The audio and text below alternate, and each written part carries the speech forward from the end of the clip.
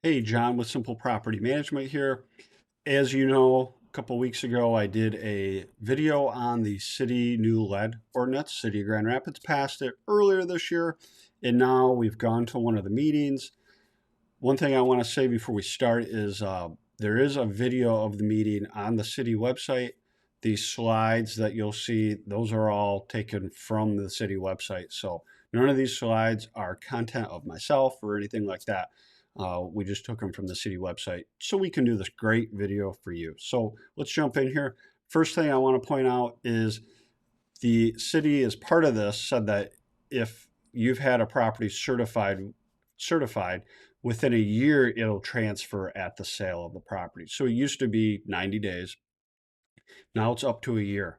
However, a 6-year cert transfers as a 4-year cert. So if you're buying a property that has a 6-year certification, it's only going to transfer as a 4-year certification. I don't want anyone to get confused on that or anything like that. Also, if you go through the property inspection, city certification, and they do find lead, don't forget you need to update your lead addendum, send it to your current resident, make sure it's updated so all of your leases on that unit going forward show that, hey, we did find lead in here. So their approach, just kind of quick reviewing, is at the city certification time, you're going to do lead dust sampling inside the property. We'll talk about that more here in a second. And you have to use a third-party lead inspector. So the city is not having their inspectors do this. It's actually a third party, kind of like the mechanical safety inspection.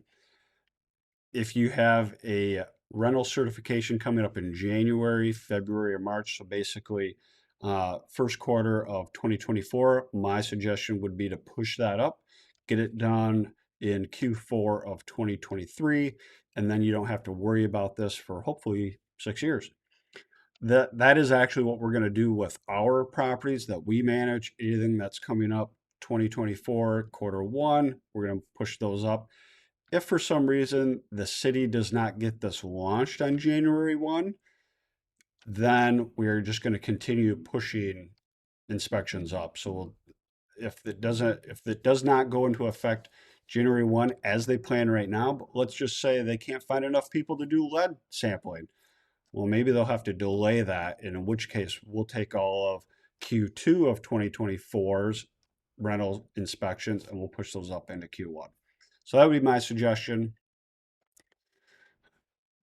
If they walk through the home or the unit and they find more than 2 square feet of any room, the paint deteriorated, or more than 10% of a total surface area of a component, so like a window, if they find more than 10% of that window, the paint is deteriorated, then you don't pass the visual inspection. And you'll see here in a minute, it is very important to pass that visual inspection.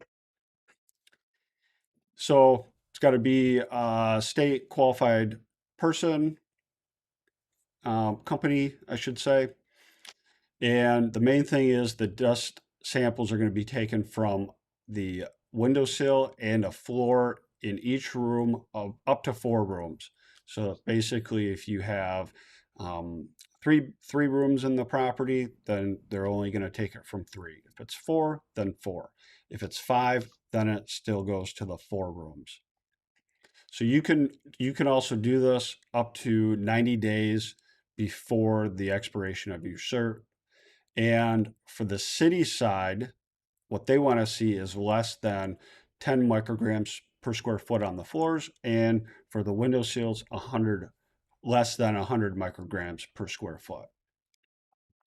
And so I will show here in a second kind of a larger photo of the process, but just kind of going through this.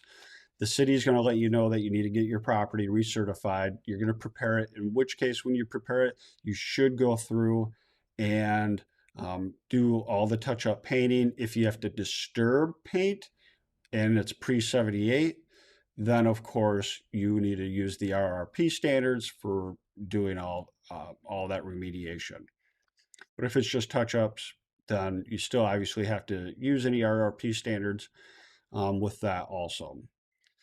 So the city is going to come through. They're going to do their visual inspection. That's what we just talked about. Less than 2 square feet in a room, or 10% of a component in the room needs to be, basically you don't want it more than 10% of that component or 2 square feet in the whole room. So if it passes the visual, then you're going to get your lead dust sampling done. They're going to file it with the city. This is just like with the MSIs, they file online with the city. Once it passes the screening, your recertification is done. Some people might elect to do the screening beforehand before the city cert and the city walks through your property. If you do that, just make sure that it's going to pass the visual. Because if you don't pass the visual, then you have to go on to this process, which is where basically it doesn't pass the visual. You have to do everything to lead safe work practices. You have to do the clearance sampling to federal RRP standards. The federal standards are the same as the state standard, or as the city of Grand Rapids standards right now, which is 10 micrograms per square foot on the floor and 100 micrograms per square foot on a windowsill. However, in July of this year, they brought up that they want to change that. So I wrote this down. The feds want to change that to 3 micrograms per square foot on the floor, 20 micrograms per square foot on a windowsill, and 25 micrograms per square foot on a window trough, which is like where the window comes down inside that little trough. So that is why it's important long term to pass your visual inspection. Once the lead dust sampling is conducted, you're going to file that with the city. It's going to, once you pass, you're all set. So you get the cert. So let's kind of go through this. Here's the visual that the city's been giving out.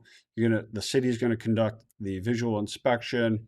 If they find any deterioration, then more than the 2 square foot in a room or 10% of a component, then you go to what we'll cover in here in a second, the next page. But if no, then you get the lead dust sampling done. If it fails, then you re-clean, you get it to pass. And then once that passes and you've passed all the other city certification checklist items, you're all set, certified. If you fail, then you're going to have to do all the work to RRP standards, do all your cleanup, get the lead dust sampling done to pass the federal standards at that point. And then once it passes, and of course you've done all the other city certification work, then you're all set. It's recertified.